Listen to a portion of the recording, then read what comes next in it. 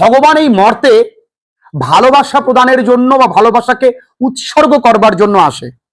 আবার যখন এই পৃথিবীতে পাপের ঘোড়া পূর্ণ হয় তখন কিন্তু ভগবান তার ভয়ঙ্করী রূপ নিয়ে আসে।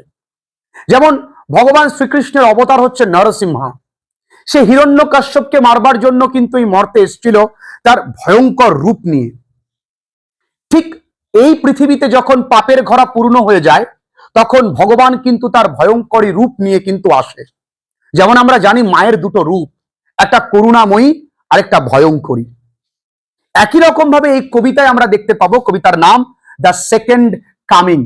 সেকেন্ড কামিং এই কবিতার আসলে পূর্বে নাম ছিল দি সেকেন্ড বার্থ। কি বললাম সোনা?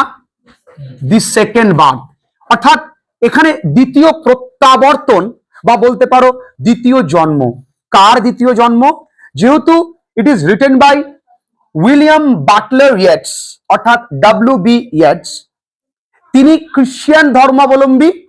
তিনি বিশ্বাস করেন যে যীশু খ্রিস্ট যিনি মাদার ম্যারির গর্ভে এসেছিলেন, আবার 2000 বছর পরে তিনি আবার এই পৃথিবীতে যখন অরাজকতা, যখন পাপ পরিপূর্ণ হয়ে গেছে তখন তার আবার প্রত্যাবর্তন ঘটবে। কিন্তু যীশু খ্রিস্ট যখন প্রথম এসেছিল তিনি ক্রুশবিদ্ধ হবার পরেও তিনি বলেছিলেন যে হে ভগবান, এদেরকে ক্ষমা করে দাও, দে আর ইনোসেন্ট, এরা বোঝে না। কিন্তু এবার তিনি ওই দয়াময়ী রূপটা নিয়ে আসবেন না, সেই দয়াময় রূপটা ফেলে দিয়ে তিনি কিন্তু এবার ভয়ঙ্কর রূপ নিয়ে আসবেন। তার এজন্য তার নাম হয়েছে second coming, second birth. Bible টেস্টামেন্টে বলা আছে যে যীশু খ্রিস্টের প্রত্যাবর্তনের কথা। Written by WB Yeats. অতি রঞ্জিত ইনফরমেশনের চক্করে কবিতার মূল স্বাদখানা ভুলে যেও না। হেবি ভালো লাগবে কবিতাটা, মন দিয়ে বোঝো।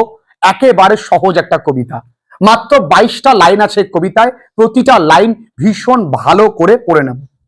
উইলিয়াম বাটলার ইয়েটসের জন্ম 1865 সালে এবং তিনি আমাদের ছেড়ে, বিশেষ করে তার স্ত্রীকে ছেড়ে তিনি চলে যায় 1939 সালে। এটাই কষ্টের, বাকিটা কষ্টের না।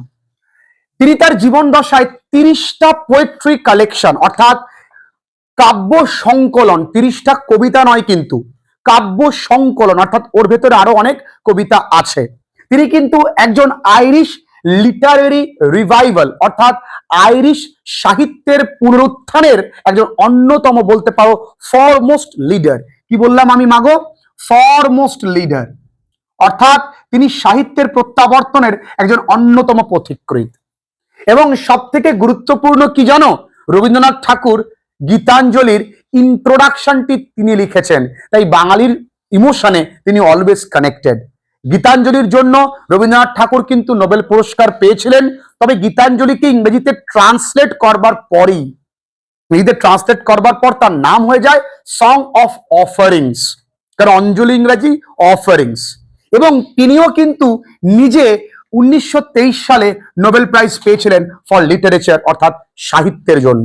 এতটুকু তার সম্পর্কে আমরা জানলাম। এবার এই কবিতার ব্যাকগ্রাউন্ডটা জানবো, কারণ একজন যখন কবিতা লেখে তার সামাজিক প্রেক্ষাপট, অর্থাৎ তখন সামাজিক অবস্থা কেমন, সমাজ যেমন থাকবে তার মানসিক অবস্থাও তেমন হবে। কোভিড কালীন যদি আমরা কোনো কবিতা লিখতাম নিশ্চয়ই আমাদের মাথায় ওই বিষয়েই কবিতা ঘুরতো, তাই না? তাই সামাজিক প্রেক্ষাপটটা কিন্তু খুব একটা ভালো নয়। তিনি এই কবিতাটা লিখেছিলেন 1919 সালে। এই কবিতা প্রথম প্রকাশিত হয় ডায়াল নামক একটি পত্রিকায় 1920 সালে, প্রিন্টেড হয়, ছাপানো হয়। তারপর 1921 সালে এটা ইনক্লুডেড হয় মাইকেল রবার্টস অ্যান্ড ডান্সার নামক একটি গ্রন্থে। এই তিনটে ইম্পর্টেন্ট সাল, ইম্পর্টেন্ট সোর্স মনে রাখতে হবে মা। ব্যাকগ্রাউন্ডে কি আছে? যে সময় তিনি কবিতা লিখেছেন তখন প্রথম বিশ্বযুদ্ধ। 2 নম্বর কি চলছে? Irish war of independence, Easter movement, অর্থাৎ পুরো পৃথিবীতে যুদ্ধের পরিবেশ। যুদ্ধ মানেই কি? খুন, হত্যা লীলা, ক্ষুধা, দুর্ভিক্ষ, তাই না? অভাব, অনটন, মৃত্যু নিষ্পাপ প্রাণের। যুদ্ধ মানেই অনুর্বর মৃত্তিকা, যুদ্ধ মানেই খাদ্যের অভাব, যুদ্ধ মানেই অরাজকতা। এই পরিস্থিতিতে যখন তিনি কবিতা লিখবেন তিনি এক্সপেক্ট করছেন যে পাপের ঘোড়া পূর্ণ হয়েছে, ভগবান হয়তো আবার মর্তে প্রত্যাবর্তন করবেন। তাই কবিতার নাম দ্য সেকেন্ড কামিং, অর্থাৎ the second birth of Jesus Christ. Clear? এবার আমরা প্রতিটা লাইন খুব মন দিয়ে বুঝবো এবং তোমরা যারা অনলাইন ক্লাসেস করছো তোমরা অনেকে আমাকে জিজ্ঞাসা করেছো, আচ্ছা স্যার আপনি মাঝে মাঝে বলেন অ্যালিটারেশন, বলেন সিনেকডিকি, কখনো বলেন অক্সিমোরন, স্যার এগুলো কি? দেখো এগুলো বাবু ফিগার অফ স্পিচ বা বলা হয় রেটোরিক্যাল ডিভাইস। আগামী ক্লাস থেকে আমরা প্রায় 30টা ফিগার অফ স্পিচ নিয়ে আলোচনা করব, ভীষণ ভালো লাগবে। চলো, turning and turning in the widening gyre, উচ্চারণটা ঠিক করবে। Turning and turning in the widening gyre. Turning মানে ঘোরপাক খাচ্ছে, ঘোরপাক খাচ্ছে। ইন দি ওয়াইডেনিং, দেখো আস্তে আস্তে কি করছে, বাড়ছে না, ওয়াইডেনিং বিস্তৃত। জায়ার কথার অর্থ বলয়, স্পাইরাল। তার মানে কেউ একটা আস্তে আস্তে ঘুরতে ঘুরতে এই ঘূর্ণায়মান অবস্থাটা তার বাড়ছে। আমরা যখন দেখি কোনো সামুদ্রিক বা কোনো যদি ঝড় ওঠে, সেই ঝড়টা এরকম আস্তে আস্তে আস্তে কুণ্ডলি পাকিয়ে ওপরে ওঠে না? তো টার্নিং মানে ঘুরছে, টার্নিং মানে ঘুরছে। ইন দি ওয়াইডনিং জায়ার, এই জায়ার মানে বলয়, ওই বিস্তৃতমান ওই বলয়টার মধ্যে। কে? দ্য ফ্যালকন মানে বাজ পাখি। বাজ পাখি কিসের জন্য পরিচিত? তার শিকারের জন্য। শিকার ইংরাজি কি? শিকার ইংরাজি কিন্তু PREY না PRAY? EY। এই প্রে মানে শিকার, আর এ প্রে মানে প্রার্থনা করা। তাহলে the Falcon can not here the ফ্যালকনার, অর্থাৎ ফ্যালকনার মানে যিনি বাজ পাখিকে প্রশিক্ষণ দেয়, যিনি বাজ পাখির প্রভু, অর্থাৎ master of the Falcon, trainer of the Falcon. অর্থাৎ বাজ পাখি তার মাস্টারের, তার প্রভুর, তার মালিকের কথা শুনছে না। ক্লিয়ার শোনা? তাহলে পৃথিবীতে এতখানি অরাজকতা, প্রত্যেকে আমার দিকে তাকাও, তারপরে আমি আবার ওখানে গিয়ে বুঝিয়ে দেব। পৃথিবীতে এতটা অরাজকতা যে একটা পাখি এভাবে ঘুরছে, তার এত পরিমাণ বৃদ্ধি পেয়েছে, তার ঔদ্ধত্য যে তার মালিকের কথা সে শুনছে না।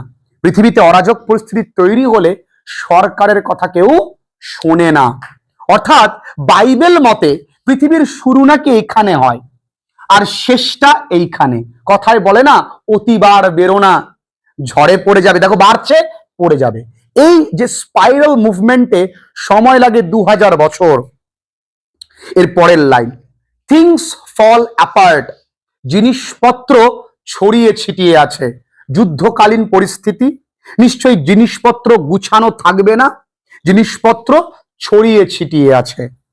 The centre can not hold, centre মানে কেন্দ্রীয় সরকার বলতে পারো, ক্যান নট হোল্ড মানে ক্যান নট কন্ট্রোল ওভার, মানে কেন্দ্রীয় সরকার তিনি কিন্তু তার ক্ষমতার প্রভাব ফলাতে পারছেন না, কেউ তার কথা শুনছে না। তোমরা বাংলাদেশের পরিস্থিতি দেখেছো, সরকারের কথা কেউ শোনেনি। শ্রীলঙ্কার পরিস্থিতি দেখেছো, সরকারের কথা কেউ শোনেনি। কারণ অরাজকতা যখন গগনচুম্বী হয়, মানুষ তখন বিশৃঙ্খল হয়ে যায়। মেয়ার অ্যানার্কি, শোনা, কার কি? অ্যানার্কি। মেয়ার মানে শুধুমাত্র। যাদের কাছে বই আছে তারা মেয়ার শব্দটির তলায় লিখে নেবে, যাদের কাছে বই নেই তারা মেয়ার বানানটা দেখে লিখে নেবে এবং পাশে লিখে নেবে শুধুমাত্র। মেয়ার অ্যানার্কি, অ্যানার্কি কথার অর্থ অরাজকতা। ইজ লুজড আপন, শোনা, LOOSE, LOSE, এটা মানে আলগা, এটা মানে কি? লস মানে হারানো, এটা মানে ক্ষতি। কি ক্ষতি? তাহলে এটা কি? লস। ক্লিয়ার? তাহলে বলছে অরাজকতা ছড়িয়ে পড়েছে আপন দ্য ওয়ার্ল্ড, এই বিশ্বে। অর্থাৎ যুদ্ধকালীন পরিস্থিতি, অরাজক পরিস্থিতি এই বিশ্ব জুড়ে ছড়িয়ে পড়েছে। আর কি দেখেছেন তিনি? The blood dimmed tide is loosed, ওই রক্তে রাঙা নদীর ঢেউ তিনি দেখেছেন যে নদীর ঢেউ ছড়িয়ে পড়েছে যেখানে সেখানে রক্তক্ষরন্ত। যুদ্ধ মানেই কি? নিষ্পাপ প্রাণীদের মৃত্যু। কোন রাজনৈতিক ব্যক্তিত্ব তার ক্ষমতা, তার অহংকার দেখানোর জন্য সাধারণ প্রাণগুলোকে সামনে ঠেলে দেয়, তাই নয় কি? তাহলে তার প্রতিফলন কি? রক্তক্ষরণ। এই রক্ত নদীর ধারা দেখতে পেয়েছে। and everywhere the ceremony of innocence, সর্বত্র নিষ্পাপতার যে উৎসব is a drowned, ডুবে গেছে। অর্থাৎ যে মানুষগুলো সহজ সরল সাধারণ মানুষ, সেই মানুষগুলোর কোনো মূল্য আর নেই। the best lack all conviction, শোনা, কনভিকশন মানে ফেইথ, বিলিভ, ট্রাস্ট, বিশ্বাস। অর্থাৎ ভালো মানুষগুলো অভাব বোধ করছে বিশ্বাসের, যে এই পৃথিবীতে আর ভালো কিছু হতে পারে। তারা বিশ্বাস করতে পারছে না যে এই পরিস্থিতিতে কোনো পরিবর্তন আসতে পারে। while the worst, আর যখন খারাপ মানুষগুলো আর ফুল অফ প্যাশনেট ইন্টেন্সিটি, আর খারাপ মানুষগুলো অত্যন্ত তীব্র ভালোবাসা খারাপ কাজের প্রতি তাদের কিন্তু রয়েছে। খুনোখুনি, লোক ঠকানো, করাপশন।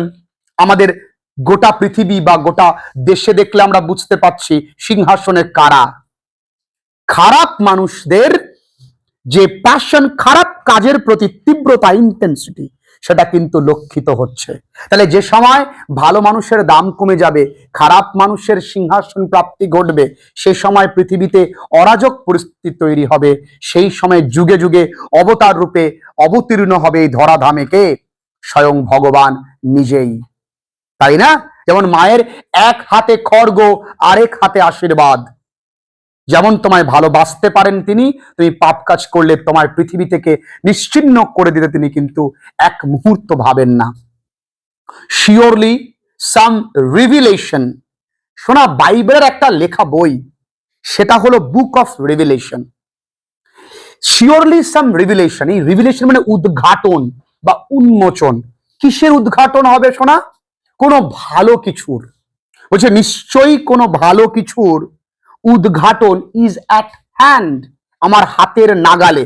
এই অ্যাট হ্যান্ড মানে খুব বেশি দূরে নয়, হাতের নাগালে। যখন আমি নিশ্চিত এই পৃথিবীতে পাপের ঘরা পূর্ণ হয়েছে, তাই ভালো কিছু ঘটতে চলেছে। Surely the second coming is at hand, নিশ্চিত ভগবানের দ্বিতীয় প্রত্যাবর্তন আমার হাতের নাগালে। দেবজিৎ উপরে তুলে দাও। Okay, thank you. The second coming, খুব ভালো করে এই জায়গাটা বুঝবে। দ্বিতীয় প্রত্যাবর্তন, hardly are those words out. আমি এই কথাগুলো হার্ডলি, আমরা গ্রামার করেছিলাম না, হার্ডলি হোয়েন। হার্ডলি কথার অর্থ কোন রকমে, আমি কথাটা বলতে না বলতেই, আমার মুখ থেকে বেরোতে না বেরোতেই, কোন কথাটা? সেকেন্ড কামিং কথাটা বেরোতে না বেরোতেই এই প্রতিটা লাইনের বাংলা মানে আমার লেখা তোমাদের গ্রুপে অলরেডি প্রোভাইডেড হয়ে গেছে, অলরেডি চলে গেছে।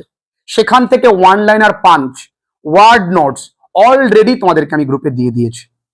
ওকে, বলতে না বলতেই, when a vast image out of spiritus mundi, not gundi, চন্ডি, মুন্ডি, একটা বিরাট চিত্র, ভাস্ট মানে কি? বিশাল। ইমেজ মানে কি? একটা রূপ, একটা চিত্র। ভগবানের রূপ আমরা যেমন করে কল্পনা করি, যেমন করে আমরা ইমাজিন করি, তেমন করি আঁকা হয়। তুমি দেখেছো ঈশ্বরকে? ঈশ্বর তো নিরাকার। তুমি তোমার ভক্তিরা ঈশ্বরের রূপ প্রদান করো। তাই যখনই তিনি সেকেন্ড কামিং বললেন, তখন তার স্পিরিটাস মুন্ডি থেকে, স্পিরিটাস মুন্ডি কথার অর্থ ইউনিভার্সাল মেমোরি, লিখে নেবে, ইউনিভার্সাল মেমোরি। অর্থাৎ তার স্মৃতিতে হঠাৎ একটা সুন্দর রূপ ভেসে উঠল, বা বাংলায় বলতে পারো অবয়ব বা রূপ। ঠিক কেমন রূপটা দেখি?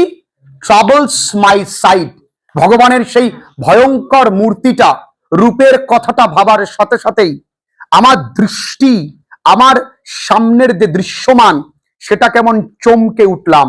বাপরে, ভগবানের এই রকম রূপ!